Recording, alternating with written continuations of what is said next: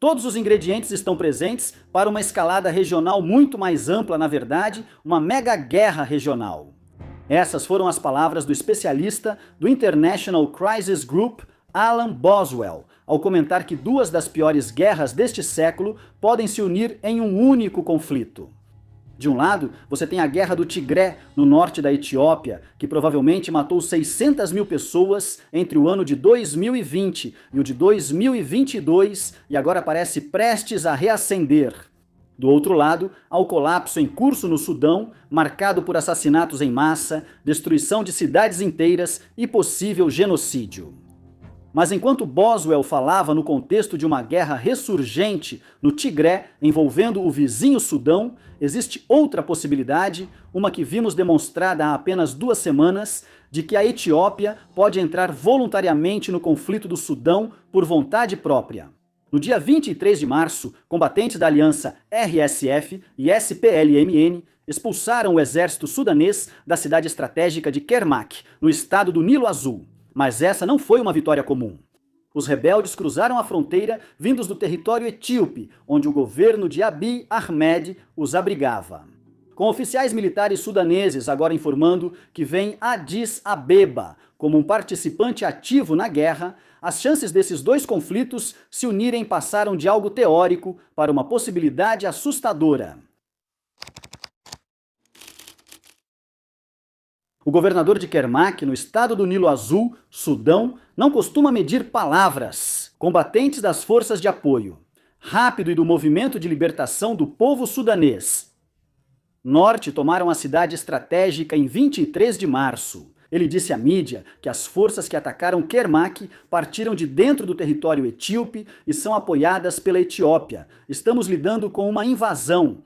Líderes das Forças Armadas do Sudão vêm falando reservadamente com jornalistas há meses que a Etiópia participa ativamente da guerra civil do país. Segundo o Arab Weekly, em janeiro, o governo militar do Sudão agora considera a Etiópia um combatente oficial. Ainda assim, a magnitude do ataque conjunto parece ter pegado as Forças Armadas sudanesas de surpresa. Os combatentes cruzaram a fronteira a partir de Beneshangul Gumuz, na Etiópia, onde foi criado um grande campo de treinamento e logística no fim do ano passado, com apoio financeiro dos Emirados Árabes Unidos. Em reportagem investigativa, a Reuters revelou telegramas diplomáticos e memorandos internos de segurança que sugeriam, abre aspas, os Emirados Árabes Unidos financiaram a construção do campo e forneceram instrutores militares e apoio logístico. Voltaremos ao papel dos Emirados Árabes Unidos mais tarde neste vídeo. O principal é que tanto o campo quanto o número de combatentes treinando lá não era um segredo. O exército sudanês enviou mais tropas ao estado do Nilo Azul para se proteger de possíveis ataques. No entanto, tudo foi em vão. Quando a força combinada das RSF e SPLMN atacou, humilhou os defensores. Segundo o monitor da Guerra do Sudão, equipamentos foram apreendidos e altos oficiais do exército presos durante uma retirada caótica. Após a poeira baixar, Kirkuk estava sob controle dos rebeldes. A frente do Nilo Azul foi aberta pelas RSF e aliados, enquanto a maioria dos combates ocorre em Kordofão, centro do Sudão. Os paramilitares esperavam vitória fácil, mas enfrentaram reveses no início do ano. Lançar uma nova campanha no sul provavelmente busca afastar as tropas da SAF dos combates principais e dispersar o exército. Isso também é resultado direto da surpreendente aliança das RSF com o SPLMN, que há muito tempo tem presença no sul do Sudão, incluindo o estado do Nilo Azul. Chamamos essa aliança de surpreendente porque a partir de 2013, as RSF foram uma das principais forças responsáveis por reprimir a rebelião do SPLMN contra Khartoum, algo que fizeram com uma violência brutal. Veja como a Al Jazeera descreveu isso. Mesmo após as RSF atacarem seu ex-aliado SAF em 2023, seus combatentes massacraram moradores em aldeias nas montanhas Nuba. Segundo a Human Rights Watch, as forças das RSF cometeram crimes de guerra nas Nuba entre dezembro de 2023 e março de 2024, como assassinato, violência sexual, saques, escravidão, estupro coletivo e ataques deliberados a civis. Então, a formação dessa aliança em 2025 definitivamente chamou a atenção de muita gente. Como explicou o Sudan War Monitor, isso inclui dentro dos próprios grupos. Abre aspas. Os dois grupos rebeldes ainda se observam com desconfiança e suas forças não se integraram. Independentemente das motivações para a aliança, a última ofensiva conjunta das RSF e SPLMN parece ter sido bem sucedida. A SAF agora estão lutando em mais uma frente, justamente quando precisam concentrar suas forças em Kordofan. Embora pareça improvável que os rebeldes capturem a capital do estado do Nilo Azul, Damazin, que os militares tentam reforçar, isso ainda é um grande golpe para o líder da SAF, General Al-Burhan.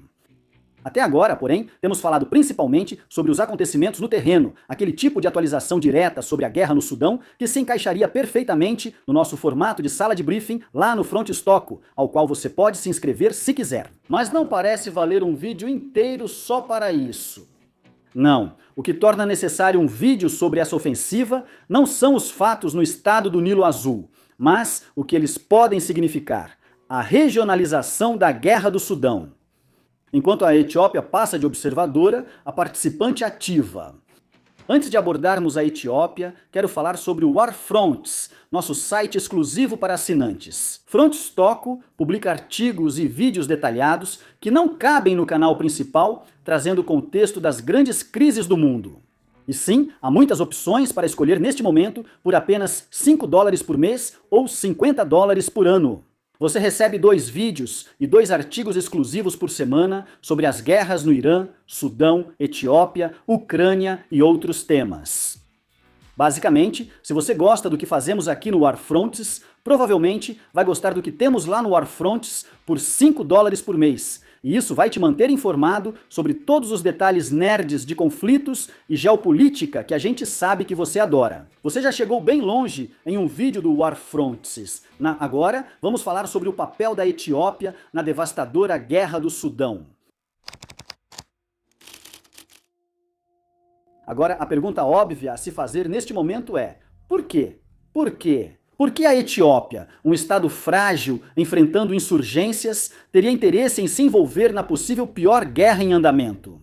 O primeiro-ministro Abiy Ahmed inicialmente tentou manter ambos os lados em dúvida durante o conflito.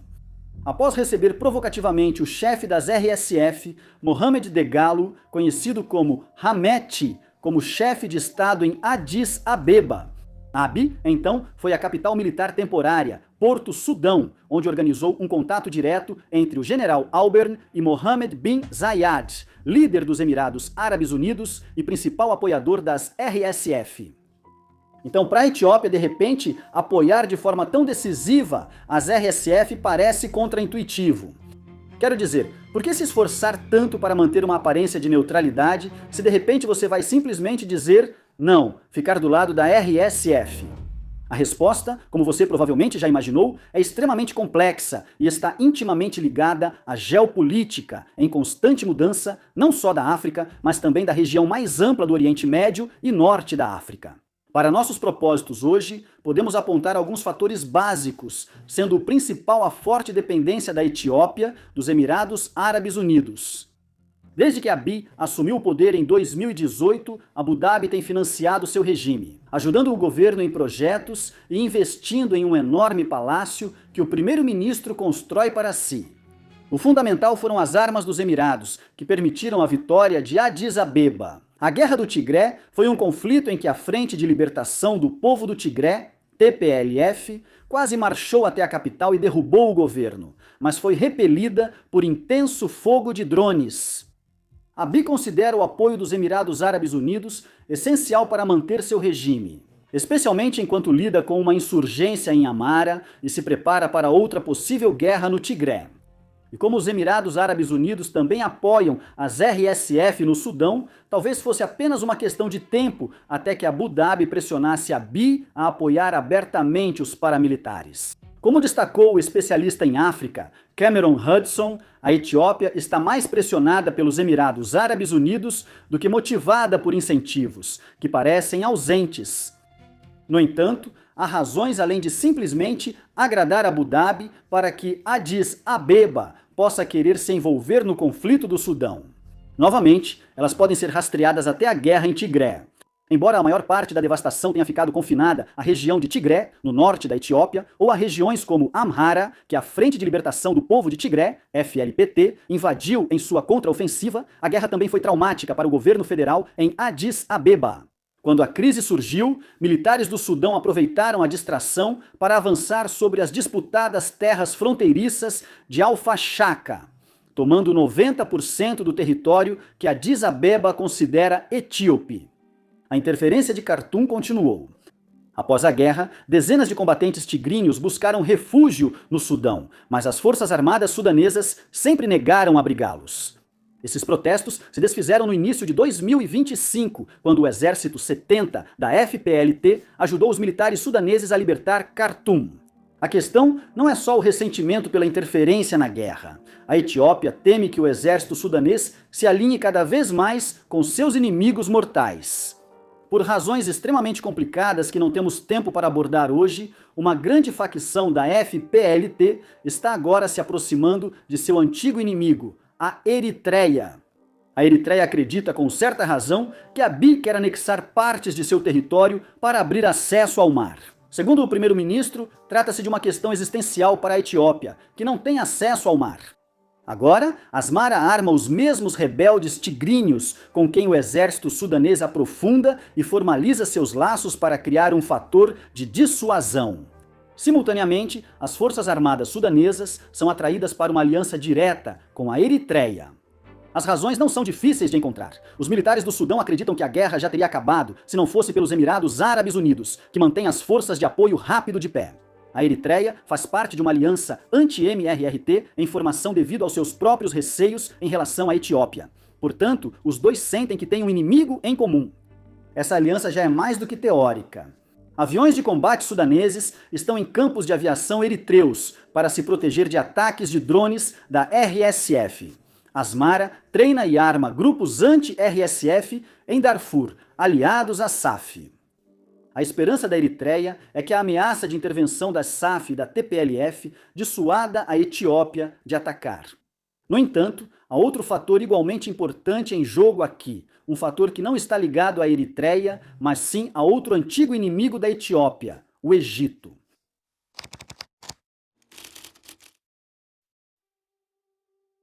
Se você já está exausto tentando acompanhar tantas siglas e alianças, não te culpo. Em artigo na fronte Stockholm, descrevemos a teia de alianças que se espalha pela região MENA.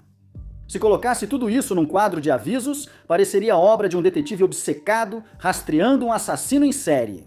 Fios intermináveis cruzando mapas como teias de aranha, enquanto fotos impressas dos principais envolvidos encaram impassíveis. Mas, para realmente entender o que está em jogo aqui, precisamos traçar mais uma grande rivalidade, desta vez entre Addis Abeba e Cairo. As tensões vêm aumentando entre o Egito e a Etiópia desde que esta última anunciou sua grande barragem do renascimento etíope, ou GERD, que atravessa o Nilo Azul. A GERD visa transformar o país com muita energia hidrelétrica. Em Addis Abeba simboliza orgulho nacional, mas no Cairo a visão é diferente. Por outro lado, ela é vista como um exemplo dos etíopes ladrões ameaçando a água do Egito. Como uma nação que é basicamente um grande deserto, quase toda a vida no Egito se concentra nas costas ou ao longo do rio Nilo. E de repente, ter a capacidade de controlar o acesso do Estado à única coisa de que ele precisa para sobreviver: água. Por isso, o Egito vê a GERD como uma possível ameaça. O Instituto Lowy afirma que a crescente aliança do Egito com as SAF se deve inteiramente ao medo de que um Sudão, controlado pelas RSF, prejudique suas tentativas de diplomacia no Nilo. Pode ser exagero, mas é verdade que a GERD é um dos principais fatores que influenciam as decisões do Egito. Outro fator é o receio de que um colapso maior no Sudão gere grandes fluxos de refugiados na fronteira. o Cairo também deixa claro que apoia a vitória da SAF. Recentemente, o Egito reinterpretou um antigo acordo de defesa conjunta com o Sudão como um pacto específico com a SAF. A Força Aérea Egípcia passou a usar drones turcos para bombardear comboios de suprimentos das RSF vindos do leste da Líbia, onde o general Haftar está nas mãos dos Emirados Árabes Unidos. Como mostramos em vídeos, os ataques às rotas de suprimento das RSF vindas da Líbia fazem parte de um padrão regional mais amplo, enquanto a Arábia Saudita, Egito e Turquia lideram uma aliança para conter as ambições de um bloco rival em torno dos Emirados Árabes Unidos e Israel. Atualmente, esses blocos seguem informais e algumas alianças foram alteradas pela guerra com o Irã. Eles ainda têm papel pouco divulgado nos eventos no Chifre da África, especialmente na Somália. A Somália, há muito sob influência dos Emirados Árabes Unidos, cancelou recentemente o acesso de Abu Dhabi aos seus portos por temer o reconhecimento de Israel à Somalilândia. Sem falar na oferta da Etiópia, há cerca de 2 anos, de fazer o mesmo em troca de acesso a um porto da Somalilândia. Com várias rotas fechadas, os Emirados Árabes Unidos têm mais dificuldade do que nunca para enviar armas às RSF. Assim, a Etiópia tornou-se um dos poucos aliados confiáveis de Abu Dhabi para abastecer os paramilitares. Como Cameron Hudson disse ao The Africa Report, abre aspas, a Etiópia se tornou o último lugar óbvio para fazer isso. Em resumo, Addis Abeba entra na Guerra do Sudão por pressão dos Emirados Árabes Unidos e ao perceber uma aliança regional crescente para contê-la. Uma aliança reúne antigos inimigos como a Eritreia, Egito, Sudão, Somália e rebeldes do Tigré, que representam uma ameaça ativa à GERD e à busca da Etiópia por acesso ao mar. Ao mesmo tempo, os vizinhos da Etiópia estão preocupados com seu expansionismo, alinhamento com paramilitares genocidas no Sudão e preparativos para atacar a Eritreia. Ainda não discutimos algumas das maiores implicações dessas alianças em fortalecimento. O Sudão do Sul caminha para uma guerra civil, com as forças armadas sudanesas apoiando uma facção e o governo de Salva Kiir favorecendo as forças de apoio rápido. Ou como o envolvimento do Sudão do Sul na Guerra Civil do Sudão corre o risco de arrastar Uganda, que já enviou tropas para manter Kiir no poder em Juba. Se um conflito mais amplo também envolver o Sudão do Sul, haveria o risco de unir a Guerra do Sudão e a Guerra do Tigré em mais um banho de sangue. Afinal, acredita-se que a Guerra Civil do Sudão do Sul, marcada pelas mesmas divisões dos conflitos atuais, foi uma das mais mortais dos últimos anos, com cerca de 400 mil mortos. O tempo é curto, então não vamos falar disso agora. Se quiser saber mais, temos um vídeo sobre o Sudão do Sul feito no início deste ano. Por enquanto, queremos encerrar este vídeo fazendo talvez a pergunta mais importante de todas. O que acontece agora?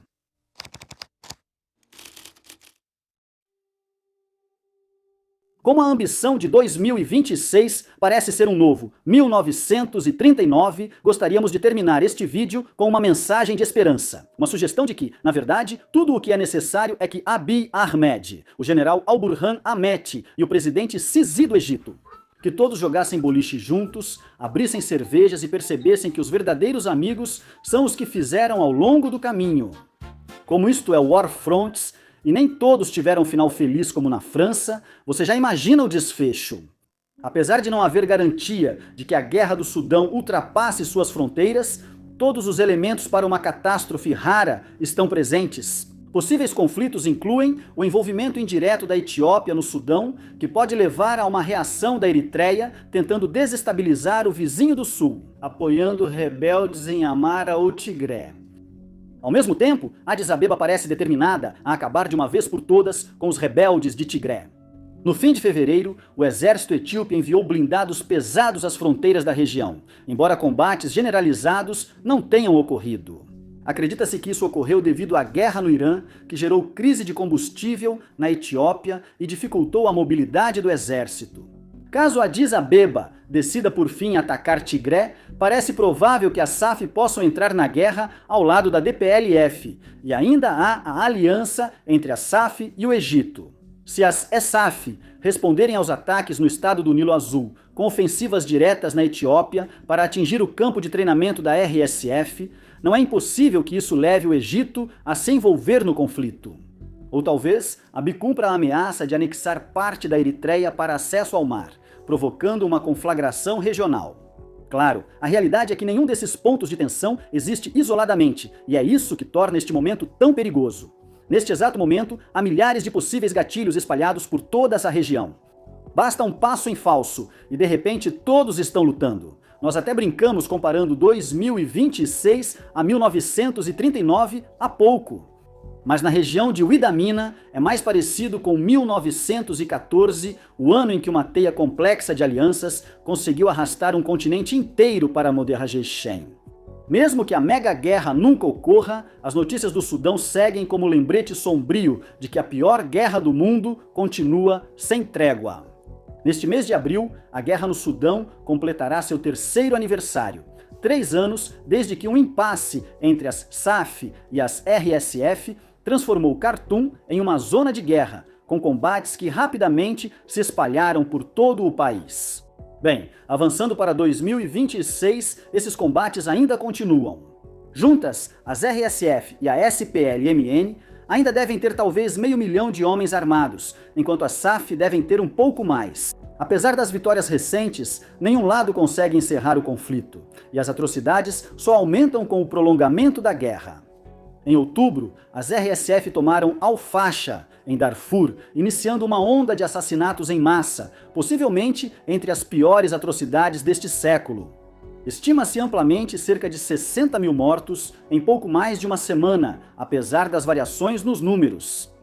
O Ministério da Saúde do Hamas levou 21 meses para anunciar número parecido de mortos em Gaza, para comparação. Em resumo, aconteça o que acontecer, a tragédia do Sudão parece destinada a continuar, uma tragédia alimentada por atores externos e ignorada pelo resto do mundo. Mesmo arriscando lançar o chifre da África em uma crise que faria a guerra do Irã parecer brincadeira. Obrigado por assistir.